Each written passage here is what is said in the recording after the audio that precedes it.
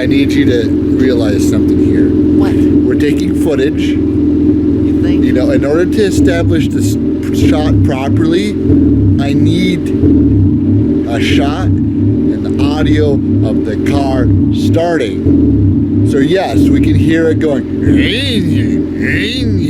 I don't care about that shit yet. I want the car off. I'm gonna videograph you turning it on, and we'll go from there.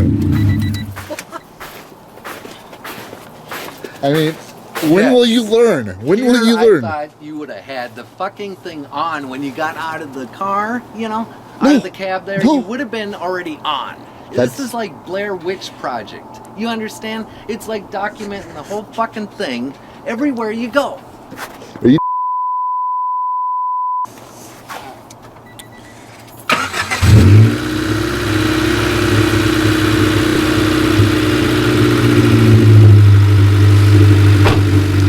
So it seems to run fine right when it first starts up. Right. But give it a moment and then the problem becomes immediately evident. Well, maybe not immediate. Oh, it's immediate. Once it comes on, you know. Yeah, immediate for you and me, but for the camera, there it is. That can be established.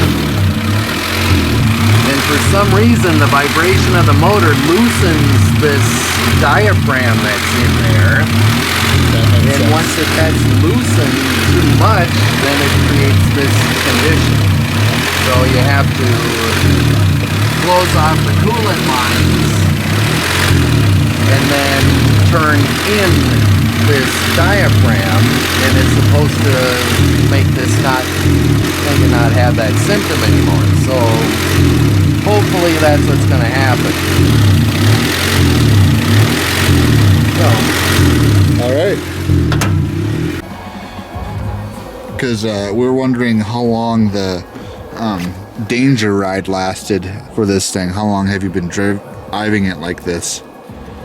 Is it what, a 30-mile trip up here? yeah, it'd be about like 40 miles total. 40 I miles went total. across town and shit in it. Yeah. City driving and Did it have any issues where it wanted to quit on you, or was it fine? it was fine because it didn't want to die at all. It just has that rhythmic idle.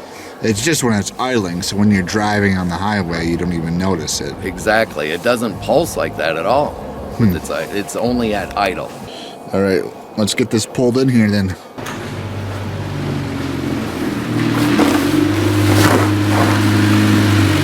But this here is a bleeder.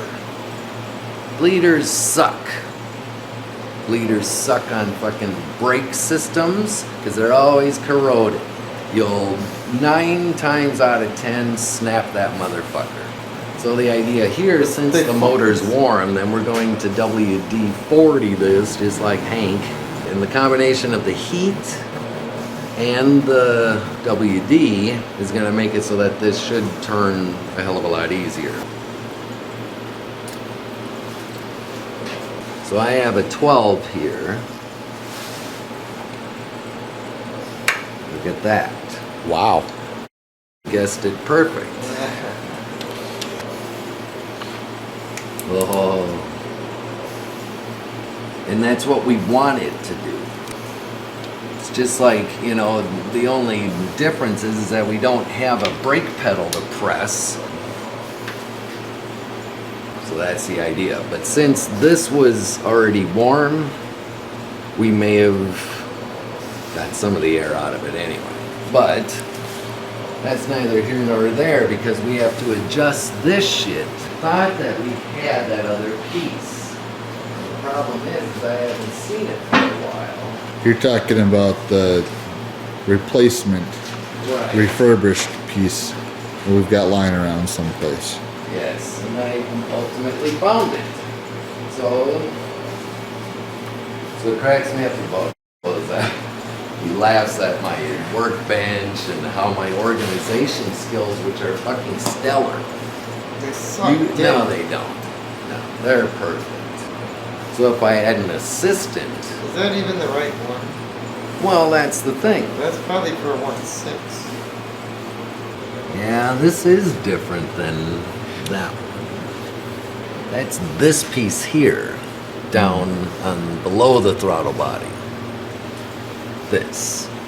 We were doing research and we had been told as well that this is a culprit too for that fucking erratic idle. This is the cause. This is the FITV. This is the one that has the diaphragm in it. The coolant line. And this one does not have that. This has an electronic hookup to it. There you go, sport. And just to clarify, we were talking earlier about replacing or adjusting the thing on the back. We were incorrect about that needing to be replaced or adjusted. It was actually this piece that we need to do. So you can only have to loosen this. You do not have to remove both. Now we kind of looked at the O-rings here. Yes, they look good, if not new. And the way to check this for that calibration then is loosen one, but take out the other, so that way you can slide this cover away, which exposes an O-ring and this diaphragm. And this diaphragm should be threaded in till it's snug.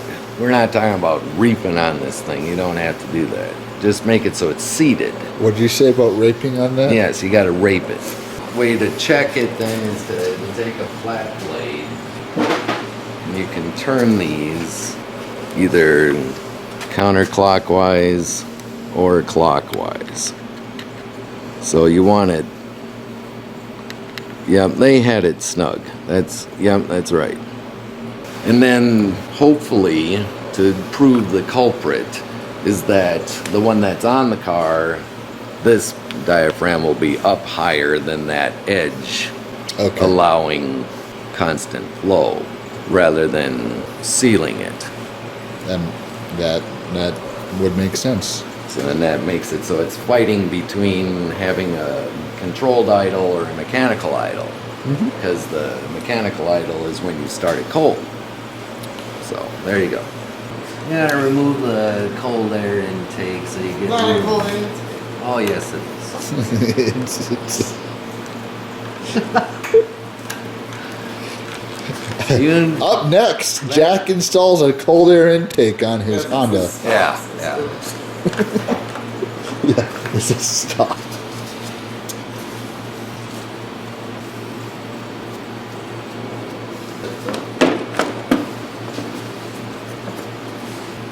Yeah, so the fun part about that one is that the piece is actually mounted inverted.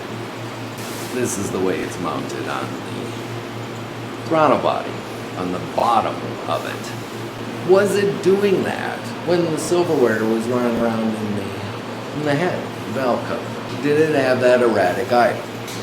No. So what the hell changed? There was nothing changed from the intake. All the pieces are used from this car. But anyway, that's where the bolts are for it, underneath. So it looks like what, just 3 bolts in there? Yeah, just. Just. And they're staggered, thankfully, so you should be able to get the met wrench on it.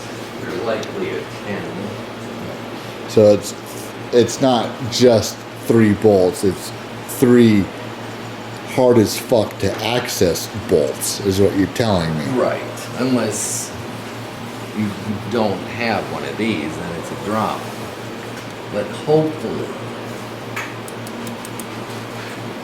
this, So what size wrench was that? a 10.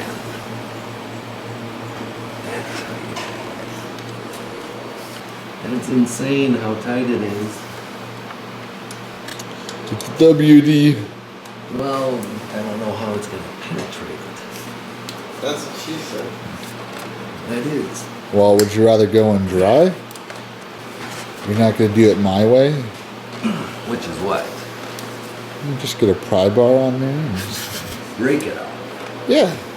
The majority of the shit that I've done on this requires the use of a 1/4-inch drive socket. It's not a real Honda until you have a cold air intake on there a fart cannon, aftermarket stereo, subwoofers, and a rattle can paint job. Then lower it so it's bottoms out on every fucking bump. Oh, that's right. You gotta stance it too.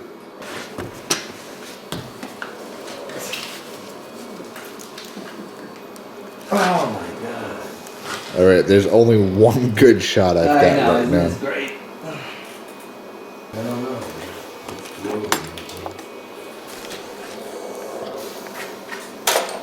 But you round that head, you're fucked. So you have to get in these compromising positions that are not camera ready. And where the fuck is that third one? Very difficult to access. And then it's tight as fuck. Clamp these hoses. 'Cause Hoses? you don't want. Don't you mean ropes? We're gonna be tossing some ropes into the motor bay, Yes. but not until we get some lube. Gotta get some lube because it's tight in there. Get some ropes thrown into that tight, lubed up tightness. I don't know what I'm saying anymore. Sick fuck. He is. He's a sick fuck. Alright, now to properly do this, and this fucking hate this idea, because sometimes the copper washer that's used for sealing the banjo fitting here onto the fuel rail, if you loosen that, you should always replace it, because it's a certain seat, and if you alter it in any way, you have a high chance of leak. But to gain access to this line here for movement purposes, you might have to do that. But I'm hoping not, because it would certainly make it a hell of a lot easier. And if you noticed, I only broke loose the bolts onto this little device so that it still had some room for this. Is that the only line going into that? Nope, there's two. There's another one on the other side. Yep. Okay, I see it. It's right here. And then these spring clamps are always a pain in the ass. You know what else is a pain in the ass? You certainly are, yes. Alright, so we got the clamp off of the fitting, and before we disconnect the hose, we want to clamp it enough so that it doesn't leak as much fluid as it would with it just being off. And then the second one,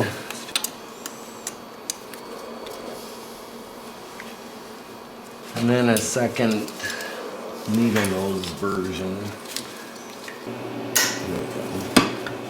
There's gonna be some inside the device, but the hose leaked continuously if it wasn't clamped off. And then,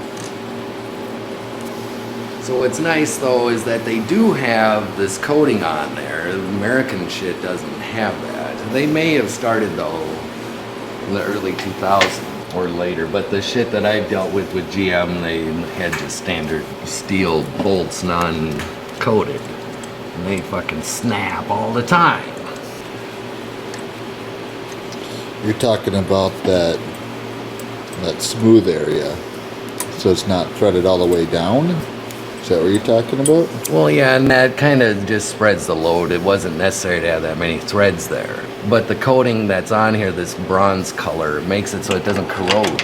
Whereas with GM shit, they had non-coated bolts. Those fuckers, you couldn't apply a lot of torque to them.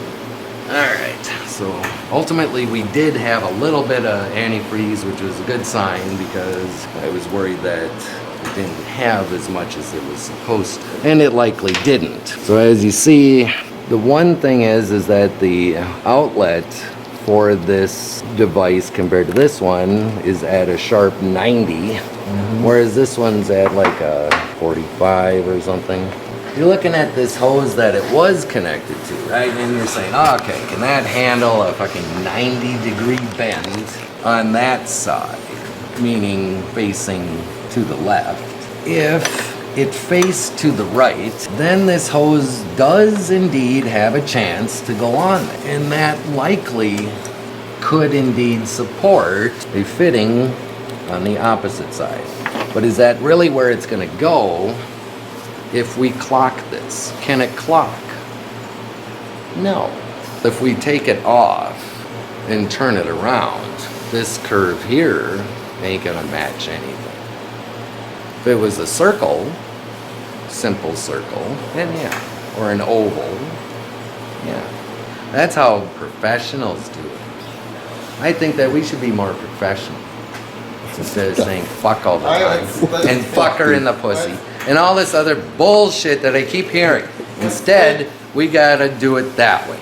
Again, the coating here. So that makes it a lot easier than trying to take off these screws. That'd be a nightmare. So thankfully it's not hidden under this bullshit. Baba Booey.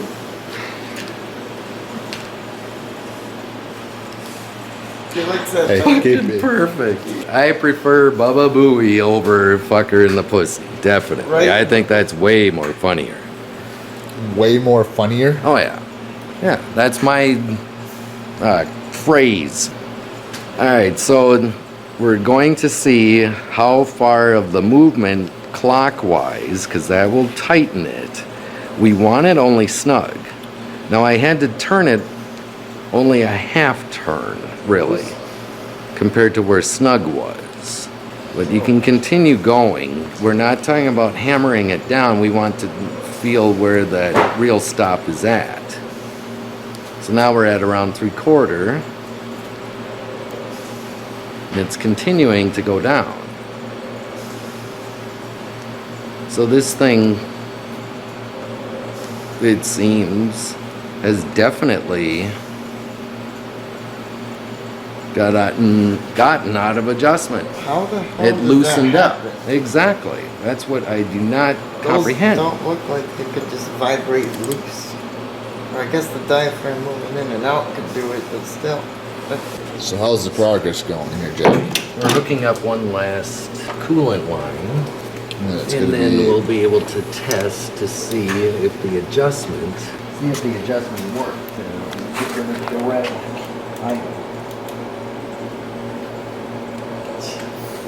Later. no, now. I have a headache now. I gotta wash my hair. If you hear an air rush, do not continue turning the fucking thing. I've seen people pressing down super hard and twisting it at the same time. and Mhm. Spraying out. I'm like, Oh, yeah. idiots, stop. You're right, absolutely.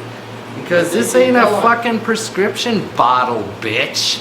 Yeah. It's childproof. You know, and then they pry the motherfucker off at operating temp and it just. Well, I got half there, but I need to put water in. Yeah. So Yeah. we're just gonna see how much, if it can take some more fluid. Chug it. Can it take it? Take it, bitch. Oh yeah. Take it right in that region. Take all of that. All right, You're so there's- overflowing, son. So now we know for certain there's no air trapped in the radiator. Now, the leader for that system will want to loosen that now since it has no air, and you want to make sure that it dribbles out of there at a decent rate. It just starts, that's not really enough to check.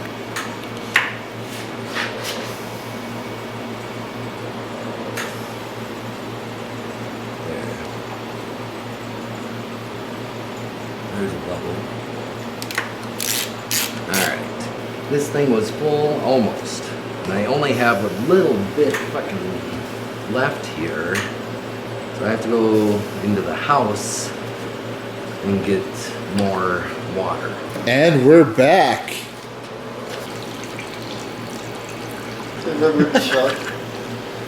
Whoa, There it's we go, pissing now we're out. good. Straight precision. Talk about life. Shit. Now the theory of doing it this way, which I don't know if it's correct, but it seems scientifically correct to me. If it's coming out fast out of here while you're pouring in here, if you can tighten this in time before this goes below that level of the neck here, then air can get into the system.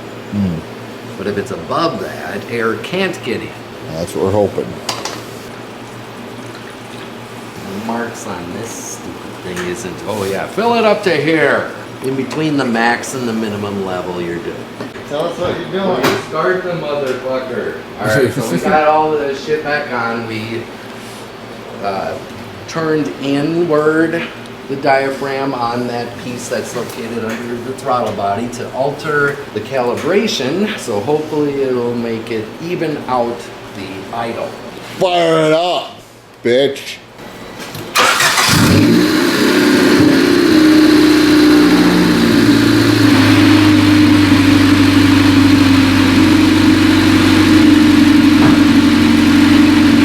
Been running now for 2 minutes. So far, so good. Yeah, it sounds like it's going into closed loop. In and out. Oh. Oh yeah. I think we've resolved it. That fixed it. It definitely does appear to be resolved. So That's cool.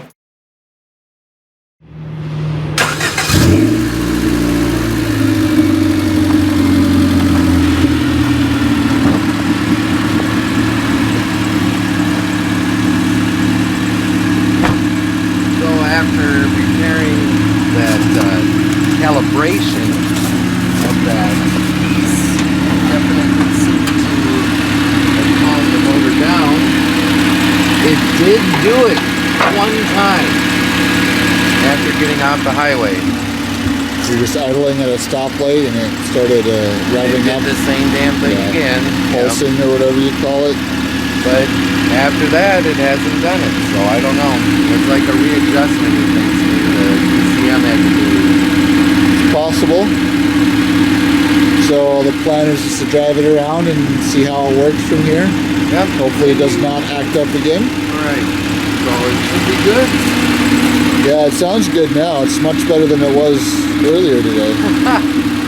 So it's a vast improvement at the very least, which is what we're looking for.